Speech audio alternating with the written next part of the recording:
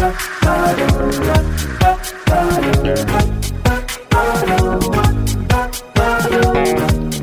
this is Carrie from Wrap Your Head Around Silks. This is the Expecting Ariels podcast, now with the Digit Network. Thanks so much for tuning in. I cannot believe this, but this is season 5. So thanks to you. This is a thriving podcast, reaching the corners of the world, all the women out there, and I'm so excited and proud to be with you. If you haven't listened to the Artist Entrepreneur podcast, my new podcast with Noah Dock and Amanda Ritchie, please check it out. It's going to be on this feed on Thursdays. We're 3 artists navigating our businesses. We have so much fun. Please check it out. It'll be in your inbox on Thursdays. And just announced September 26th to the 28th, I'll be at NECA, the New England Center for Circus Arts, for an 11-hour weekend silks immersion. So it's a retreat-esque without being a full retreat. And I'd love to see you there. It's picturesque Vermont. My flagship course, beginner to intermediate aerial silks, online for anybody in the world. And of course, Aero Rehab, which is meant to be the bridge between PT and your favorite aero class. I'm teaching all over the place this year. Austin, Oaxaca, Ohio, and DC this summer. And of course, NECA in the fall. Let's get started. Jessica, have you been making a splash with your pregnancy aerial videos? Is that my gosh, like very unexpected. Yeah. Okay. I want to introduce just you and like go back in your story, but just like, let's start with that because I feel like even though I've been doing this podcast for 5 years, there are very rarely women, people in our industry that will, number one, get through their pregnancy feeling good in the air, but then also film it and put it out. Yeah. So how did you get to the place where that's what you wanted to do? Well, I feel like I normally would post, like my training journal, I guess you could call it. Like I would post like at least once a week or maybe more. And then I got pregnant and then I haven't really been posting as much. But then some people are like, you should share your journey, like, how it's going. So I started posting. I mean, I really have only posted just a few videos of me in the air while pregnant. And yeah, I guess it's like people are really interested in that. They might think I'm crazy. I don't know. Well, did you see a big jump in your viewership, or was it just that like my algorithm is spitting it back to me a lot? I think it's like there's like way more views on those videos, like so many views. And I think it's because like I just did like a hashtag like pregnancy. Like maybe I did a few new hashtags where there's like a new audience like watching my videos. I'm not really sure. I don't really know that much about algorithms. Okay, I'm so curious. I just want to look right now. I want to look at who was it? Sandra Daniels. That's who. Do you know who Sandra Daniels is? Oh, I don't know Sandra Daniels. She's been on the podcast. I think I'm going to say this wrong. She's from the Atlanta area, and she's an aerialist there and an instructor and a linguist, actually. And she's like, check out this chick. Well, who is this Jessica. And I was like, okay, let me check it out. So did you get a lot of followers for those couple posts, or no, you already had those followers? I've already had like 10,000 followers, but I've seen a huge uptick in followers since posting pregnancy aerial videos. Okay, so I'm looking at your Instagram currently, and one of your reels has 100K views. Yeah, I don't think never have I had that many views on a video in my life. I mean, I haven't either. I think the highest I got to is like 250K or something like that. Yeah, and it's just like, what makes a video have that many views? And it was just like a quick little video of like me. I was on the ground. I didn't even get into the air, really. I was like doing a silks transition on the ground that Lena Alani taught me. Oh, Lena Alani. She used to be one of my coworkers. Really? Yeah, because she used to work at Womack and Bowman the Loft where I was for that's 10 right. years. And yeah, she spent some years there with us. She's in Vegas now, right? Yeah, she's in Vegas now, but she came to my studio and taught like a training. And we both actually work for Paper Doll Militia as teacher trainers. But That's right. We had never met in person before. So last summer she came to the studio and taught a training, which was really awesome to be able to meet her. The algorithm, I kind of feel like it like catches a wave the same way a surfer would catch a wave. Like after it catches for whatever reason, that's how it gets sailed off into like viral land. I know, it's so But wild. I don't know the I just know that. Yeah, But I don't know. I should know more about the algorithm, but I don't.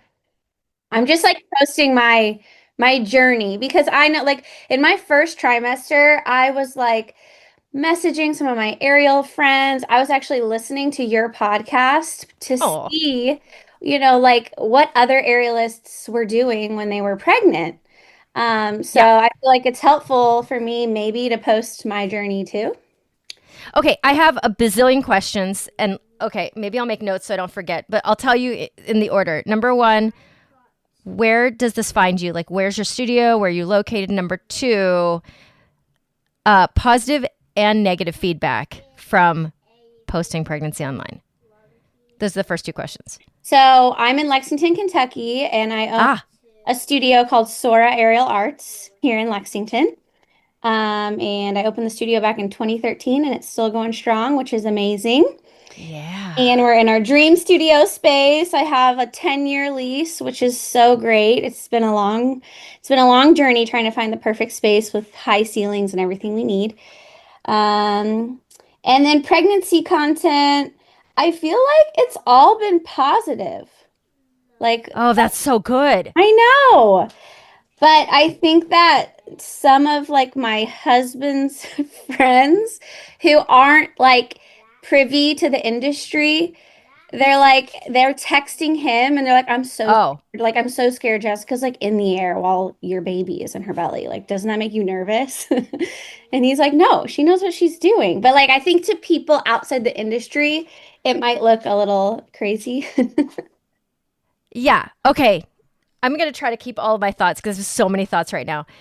One of I interviewed someone, I think she's in Hong Kong, and her family, she got so much negativity about Really? like you're being reckless, blah, blah, blah, because, people aren't in it. They don't really know Yeah. what the actual risks are. And then also based on what you choose to do up there, which makes all the difference in the world. Makes a huge difference. Yeah, Huge difference. I feel like fitness during pregnancy is a lot more accepted these days. Like people Yes. are weightlifting during pregnancy when before that was like a huge no-no. So I feel like fitness is more accepted in general while you're pregnant. But when I was in my first trimester, I had a New Year's Eve performance and I was supposed to do my Silks act. And I was so like torn between because I was 10 weeks pregnant. I would be 10 weeks pregnant during this act for New Year's Eve. And I was so torn on whether or not I should just do my full Silks act with all the drops in it, or if I should just, take a step back. So I was like asking some of my other professional aerial friends, and of course, they were all like telling me just to listen to my body, listen to my intuition. Like, there's no research on any of this stuff. Like, when should we stop doing drops and belly wraps? But I ultimately decided I was 10 weeks pregnant to not do my full Silks act. And I opted to do one of my duo acts instead. That was just like a spinning act and didn't have any drops in it because my gut was just like telling me not to do all those crazy drops that Mm. I had in my Silks act. Yeah. And you followed your intuition and it Yeah, worked and it out. was great. And I feel like it was a great choice because every time I would go in and train, it was my first trimester. So, like, I was pretty nauseous, like, every morning anyway. And then once my nausea subsided, I would train my act, but I would feel super fatigued, like, a lot more fatigued than normal. Like, my training didn't feel as solid. So, I think, yeah, I just was like, you know what? I shouldn't do this full act. Like, my body is trying to tell me something. Yeah. Okay. I'm all over You're Jessica, I'm like gonna be all writing over the place notes. because I know I am writing notes because I have so many questions. Okay, first of all, I am from Ohio. Kentucky's very close. That's crazy. Okay, this is hilarious. So I used to dance for the competition circuit, Dance Masters of Ohio. And we used to get so angry that the Kentucky girls would cross the border and come up to Ohio and compete because they were winning. Oh yeah, dance and cheer are like really, really big Big deal. in Kentucky because we have the University of Kentucky. The cheer team is like the number one cheer team in the nation, so it's a big Yeah. deal. So the Kentucky bitches, as I would call them, would Yeah, come up over the border over the and come river. in over the river and compete in the Ohio circuit. And then they would just take all the bounty, Take all and the not like, trophies. yeah, not that I Wow. was like that good at that age, because I wasn't. I was better when I was older, but it was like it was a fucking thing. So number So we one, have beef. We're rivals right now. we got beef. We also have beef with Michigan. We got beef with everybody in That is Ohio because, true. yeah. Okay, so did you bring like water to the desert when you brought an aerial studio to Yes, I Kentucky? did, definitely. I used to live in Cincinnati Oh, for a few yes. years, and that's where I first was introduced to aerial and pole fitness. And then I was a special education teacher, and I was teaching in the inner city schools of Cincinnati, and I taught kids with learning and behavior disorders. Then I moved to Lexington. I got a job here in Lexington as a special ed teacher. And I found myself like traveling back to Cincinnati like every weekend to train and to teach. And I ultimately decided I wanted aerial to be my full-time job somehow. So I decided to take the leap, quit teaching, and I just started teaching like intro to silks classes at this little gymnastics gym in Lexington. And then all of a sudden, it just like completely blew up. I put out a Groupon, if you remember Groupon back in the Oh, day. I remember Groupon. Yeah. Yeah. And after that, it was like all my classes were waitlisted. Like it was crazy. Has that been easy, hard, or in the middle to maintain over the years? That's like full classes, like Yeah. Yeah. it's ebbed and flowed. I feel like it was really busy all the way up through COVID, pretty much. And then Mm-hmm. COVID, obviously, like we lost a ton of members. We still had our very loyal clients who are doing our virtual classes and stuck with us. After COVID, it's still been like a build back. And still, like we're still building back after COVID. Yeah. I mean, I'm now at a more of a startup studio than I was because the loft in LA is established because they've been around for 10 years Yeah. or more. But what I'm experiencing here is that ebb and flow. And because I'm not a studio owner, I don't have to deal with this headache. But how does one even like build a staff when you're bringing, you know what I'm saying? When you're bringing the water to the desert, because then you have to create your stuff. You're not just like Yeah. hiring people. I know. It's been crazy. I took the first ever paper doll militia teacher training back in, I don't even know, what was that, 2015? Okay. And after that, I had like at that point, at first it was just me. And then in 2015, I think I had two or three, no, two other aerial teachers. And I had them then take the next teacher training because they were just kind of mentoring Oh, yeah. under me. So that's kind of how we have built our aerial teachers is like, that was a really good timing because that's kind of when the teacher trainings were starting to come out.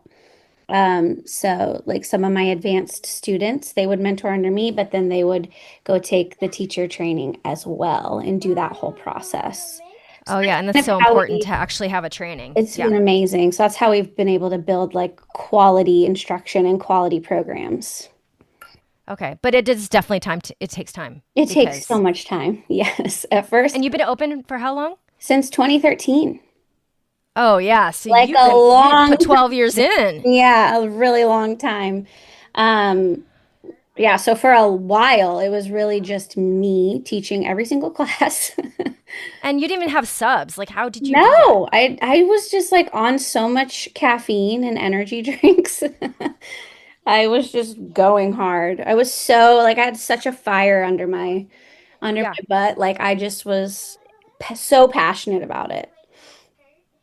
And that's how you do it. That's the only Yeah, way, it's the I only think. way. You have to be a little crazy at the beginning, I think. What they say the entrepreneur, you have to be pretty unreasonable Pretty much. Yep. to get it to make it happen. Okay, so you're obviously pregos, and you're very pregos right now. Am I Yeah, right? I'm 31 weeks, almost 32 weeks. So it's home Okay. stretch. How you feel today?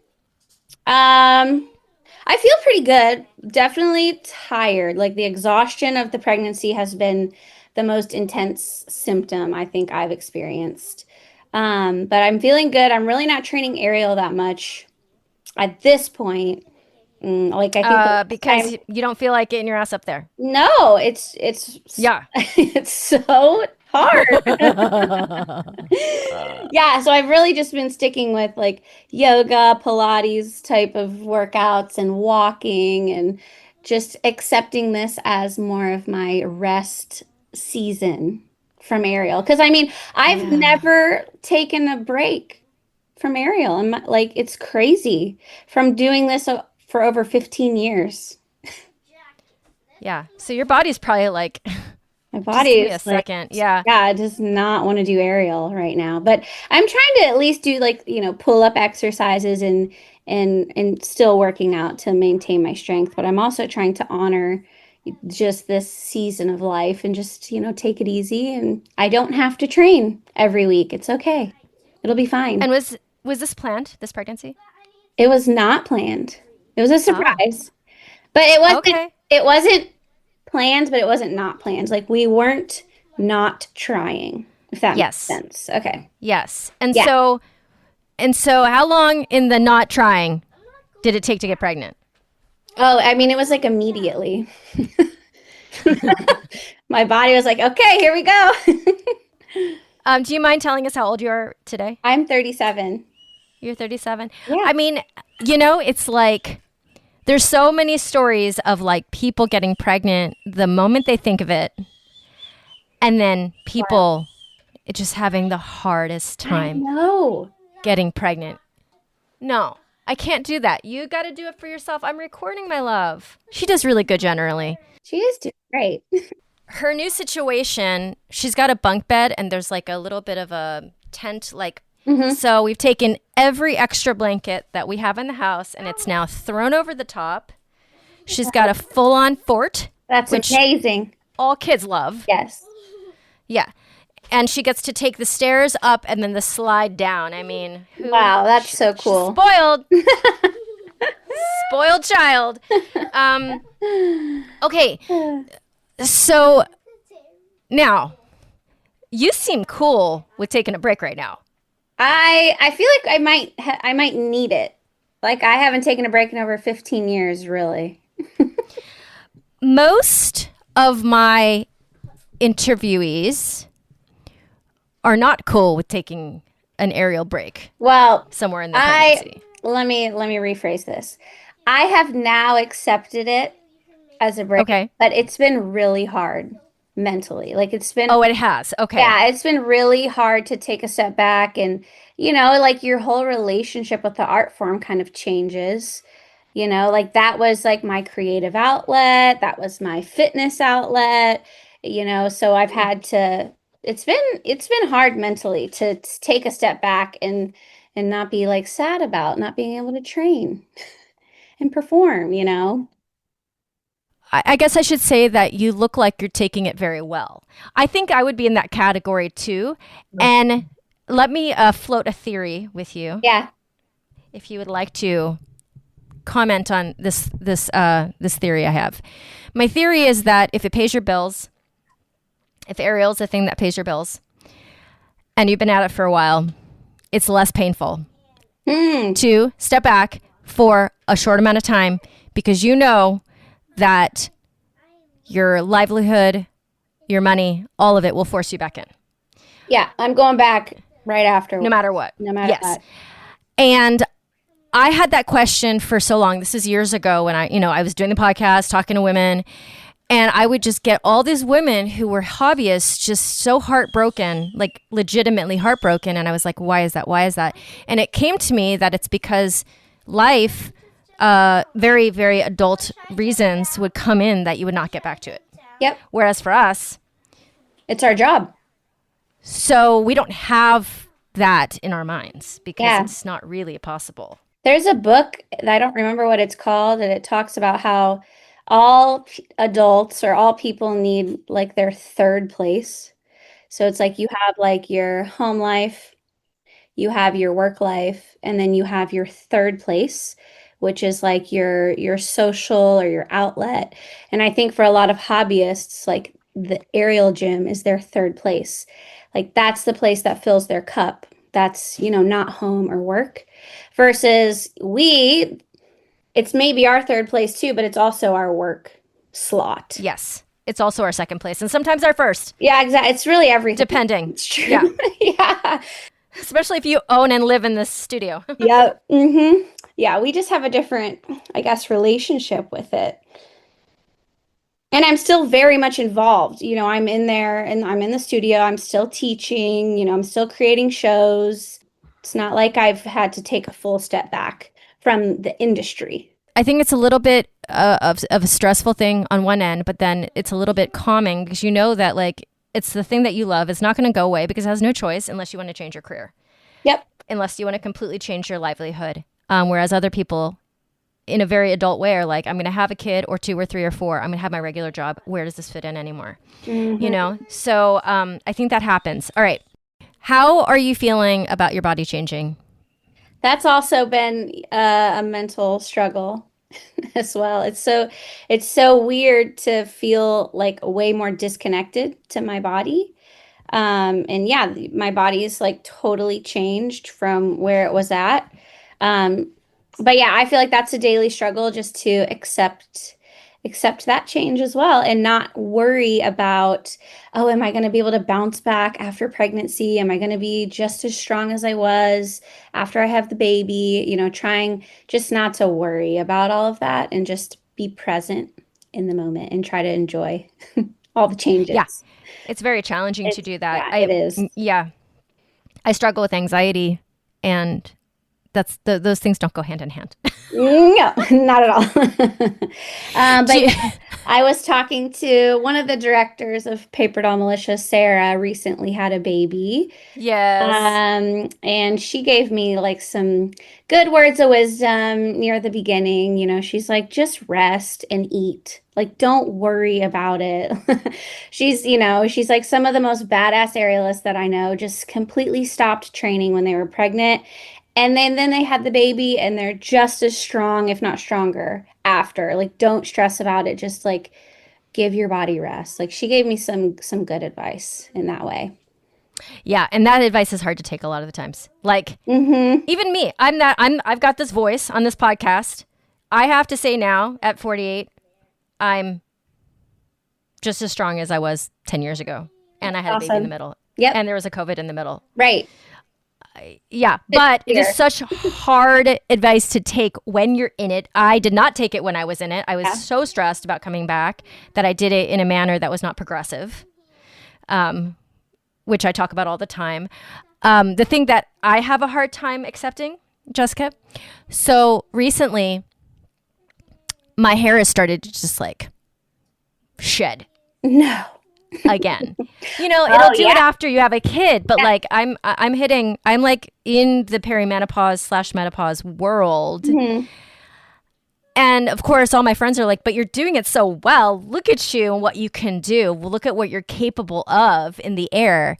But it just doesn't really help that much when you're in the shower and it's just coming out, falling out. Oh my gosh. Yeah, exactly.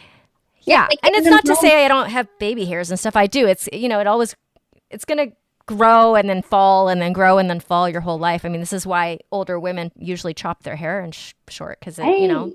That's what happens. But it's another stage of like acceptance. Yep, it is acceptance. That's something to look forward to postpartum. Is the hair loss. Along with all the other things. I mean, the amount of like growth and then loss. Like I just had this like thicker hair than I've ever had. Yeah. Right after she was born, and then it shifted again.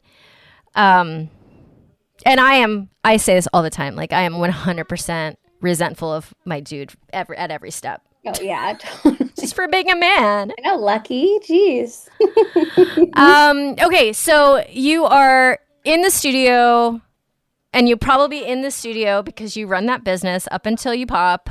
Yeah, pretty much. We'll have summer camps this summer, and I'm planning on working them until I pop, but we'll see. Do you have feelings about, like, I remember, like, one of my coworkers has a picture of me right before I, like a couple weeks before I gave birth, and I was one of those that stuck out straight to the front, but Oh you couldn't yeah, see anything from the that's sides. kind of how And mine. I was like super out in front, like Mhm. so wide. And do you have mirrors in your space? Does it affect you mentally? Like, what's happening, or no? Yeah, we have some mirrors in the space, but um, it's definitely affected me mentally. Just I'm just like not recognizing myself in the mirror. But I'm trying to just look past that. And it's also funny too because I run the youth program at the studio, and it's like some of these kids just they have definitely never seen a pregnant aerialist in front of their face, Mm. Yeah, yeah, yeah. let alone even a pregnant woman. So I think them too, watching me lose my strength, and like they've never seen it before. And it's just like sometimes they look at me with wide eyes, like they can't believe like Miss Jessica cannot pull her knees up to her chest anymore. Uh huh. Uh huh. You know? So they're so conditioned mentally to see you as this, like, you can do anything up Yeah, there. totally. And now it's different. So yeah, that's been amusing to see too. Now, you said this wasn't necessarily planned, but did you want kids in life? Oh yeah, I've always wanted like four kids. And like Do you still? I don't know. I'm like I would love four kids, but do I want four pregnancies? That's the Right. question. So we'll see like how I feel after this whole process, happens. But I've always wanted a really big family. I love kids. I love working with kids. We have a huge kids program at the studio. And I love like just envisioning like my kids just running around at the studio and, Yeah. we'll see. Oh my God. You're in the sainthood category if you love working with kids in this, because like I work with kids in their studio. I do those are not my favorite hours. Sorry Well, guys. that we Sorry have kids. we have two different kids programs. Like we have like a recreational kids program, and then we have our junior company. And I work a lot with the junior company, and those kids are like intermediate and advanced, like pre-professional level. Oh. But I do still teach like a rec class or two. They're totally different teaching rec kids versus the kids who like want to do this professionally. Yeah, cuz they want to be there. It's a Yeah. different vibe. Yep, 100%. Yeah, okay. Okay. So, Jessica, tell me what kind of woman you are. Are you the birth plan person? Are you the get this baby out of me, I don't care how person? Like, Oh, I have the all of these ideas about like my birth plan, and I want it to be all natural, and everything. And I originally wanted to do a home birth, but it's not going to work out. I'm like a high risk pregnancy now because I had a little heart scare in my first trimester. So your heart? my Your heart, heart? yeah, it was like What happened? I was hospitalized for 6 days. Whoa. Yeah, It's a long time. I was in complete heart block, which I had never heard of before, which is like an electrical issue with your heart. And the rhythm, like the top chamber and the bottom chamber are not in sync. And my heart rate was like extremely low. And even one night at the hospital, I like flatlined and all the nurses What? ran in. And I just remember sitting up in my hospital bed, just like awake with all the nurses like had run into the room. Um, and anyway, I just got like so many labs done. I probably got 50 labs taken. So they were trying to figure out like what caused my heart block, because I'm really healthy and fit. And normally people with heart block are like in their 70s or older, and they have to get a pacemaker. Um, but they never found out why I had the heart block. Like it's still a mystery to this day, and I spontaneously recovered. The whole time, the baby's heart rate was fine. So the baby was stronger than me. It was my heart. But yeah, they did every test under the sun. The only test they couldn't do was an MRI on my heart. Since I was pregnant, they couldn't do that. So if they could have done an MRI on my heart, I think they could have seen if there was like inflammation, and that could have indicated like myocarditis from like a Okay. virus, because I had a really bad virus in January in my first Oh. semester. I was really sick for like 7 days. Then after that, I started getting these like heart palpitations, and I was getting short of breath. And that's when I called my OB, and he wanted me to come in, and then I was yeah in the hospital. So anyway, now I'm high risk pregnancy, but my heart is totally back to normal now, and it's recovered. But I mean, just being a lay person, it would make sense that it was caused by something like a virus yeah, because that's what the else would only cause it? explanation. And then me being pregnant and immunocompromised from the, being pregnant, it could have affected me. The virus could have affected me more intensely.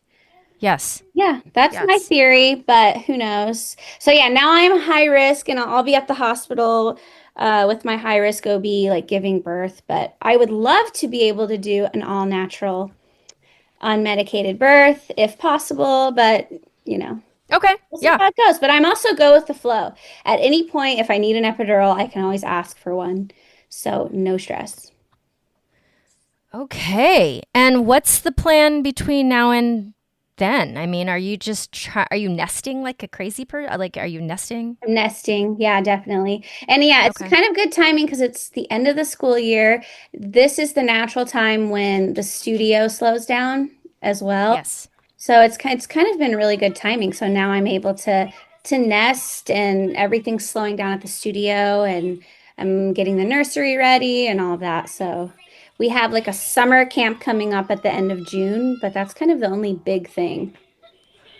Do I have a memory of you saying to me that you guys were doing your end of the year show and it was crazy? Did you just have that? Yeah, we just had that in April.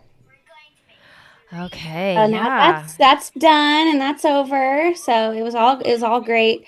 And yeah, normally we do our end of the year show in May, but this year we changed it a little bit. So it was all meant to be that way. Yeah. It worked out. Oh my God. I know. Um, Crazy. And yeah, we're hosting a big training too at the studio in July, where we're having some guest artists like travel in. Um, and so we'll see if I'm able to be present during that training or not. oh my God. Now that I know you, I want to come and do a workshop at your studio Yeah, you sometime. should. I would love that. You're Oh my welcome God. That would be anytime. the Yeah, best. that would be awesome. Where you're in, In I Lexington, got to look on a map. yeah, You're in the middle of Kentucky. Are you in the middle of Kentucky? mhm, pretty much. It's like an hour and 15 minutes from Cincinnati. So it's a little bit northern. A little. Okay. So this means you were most of your first and second trimester, you were in winter. Is that what that means? You cut it. You You were in cut like it. you were in like super cold winter through most of your pregnancy. Yeah, I guess like I found out I was pregnant in November. So the first trimester Oh. was during the winter, and then second trimester kind of going into spring. And now it's going to be summer, my third trimester. I guess it's easier than it just being hot as, hot as balls. Mm-hmm. I Yeah. feel like I'm happy I'm having a summer baby. I'm a heat person, so I can't imagine being like in my third trimester in January, like trying to put a winter coat on and like fit in my car. Like I feel like I would prefer a summer baby, but who knows? I haven't tried the other one. Um ever since I moved to LA because now I'm in San Antonio now and it's even warmer here than it was Oh in yeah. LA. Oh yeah. So I've turned into a warm person. Mhm. Like the couple times a year I'm in really cold temperatures, I'm like, what is this blasphemy? Like I don't get it anymore. Well, I was just in Austin, Texas this past weekend. And it Oh, was that's in Austin. It was a bachelorette party. One of my really good friends had her bachelorette party, and I was the token pregnant lady on the Yes. bachelorette party. But it was like 100 degrees the whole weekend, and my ankles and feet swelled up so big. And I don't know if it's because of the pregnancy and the heat combination, but it was disturbing. Yeah, it was very hot. Yes. Last weekend. Last Yeah. weekend? You just Memorial Day got back. So weekend. it was Memorial Day weekend. Yes, it was very hot. It was insanely hot. Okay. Do you have any advice for us aerial moms out there who are pregnant for the first time? We're pregnant for the first time. Yeah, I would say to just try to enjoy it and listen to your body as much as you can. Don't put too much pressure on yourself to train the way you used to, train, the amount that you used to. You're not going to lose it. You're not going to lose your strength. It'll come back after everything. So I guess that's my advice. Just don't stress about losing strength or not being able to train as much as you want to. I think it's universal, even when pregnancy is not a part of it. Even for people who have to take a break. Like you go back in and you don't have what you had before. Yeah. I don't know if there's any other way to be than just completely frustrated. Like there are shades of gray. I'm like, yeah, there's shades of gray of it. A wheel down or invert even for a while. I can't invert right now. Yeah. I don't know how to help myself or other people with that feeling. Maybe the only thing we do is talk about it. Yeah, just try not to stress about it. Like, accept that it's going to be a fact. That it's going to be hard and you're going to have to work hard to get your skills back, but they will come back. Yes. Mm-hmm. Yes. Oh my God. I'm so happy to meet you, Jessica. I'm happy to meet you too. It's been awesome. Yeah, I had asked one of my coaches from many, many years ago, Sarah Romanowski. Sarah. I was like, I think you probably know Sarah. Yeah. I had asked her some questions because, she's had a baby and she's like, yes. You should go on the Expecting Aerialist podcast. She literally said that to me. And then you reached out to me like months later, out of the blue. So that was funny. It was Sandra Daniels. She was like, hey, check this girl out. I'm like, okay. That's awesome. No, it's really good. And I feel like what happens with women is they pop in when they need it. Like when it comes to listening to it. Yeah. Because, sometimes just to ease your mind, sometimes you just need to listen to other women's stories. Mm-hmm. I did that. It was very... Yeah, like it's going to be okay. It is.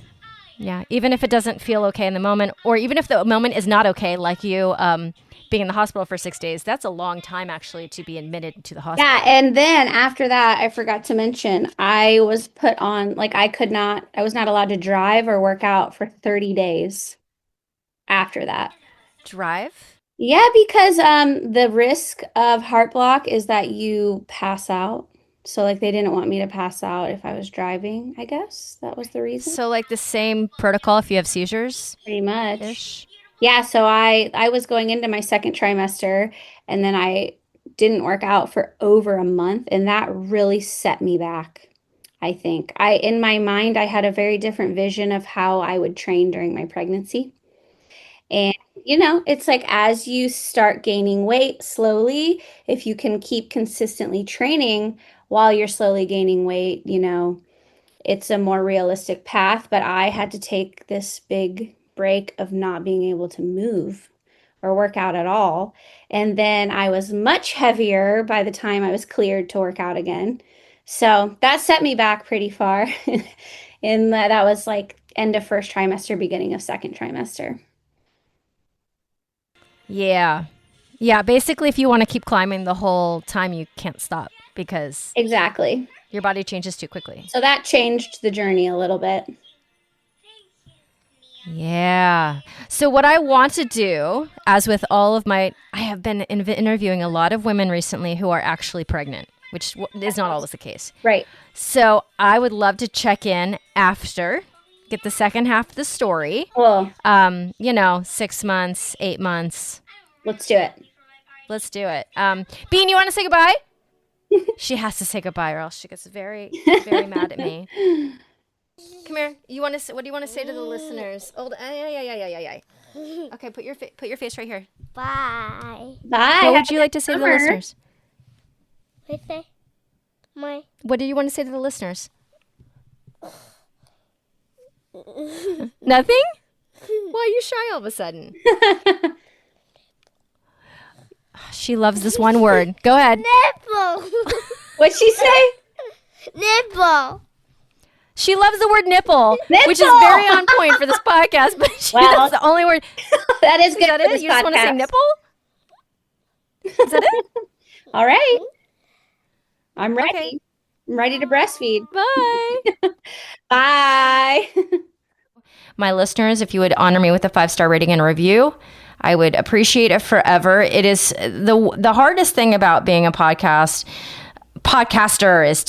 is to get your podcast out to the people who want to listen. So the best way to do that is to have a good star rating and just ride that algorithm. So I really appreciate if you guys would just open the Apple app and leave me a review. It makes such a difference. I appreciate you.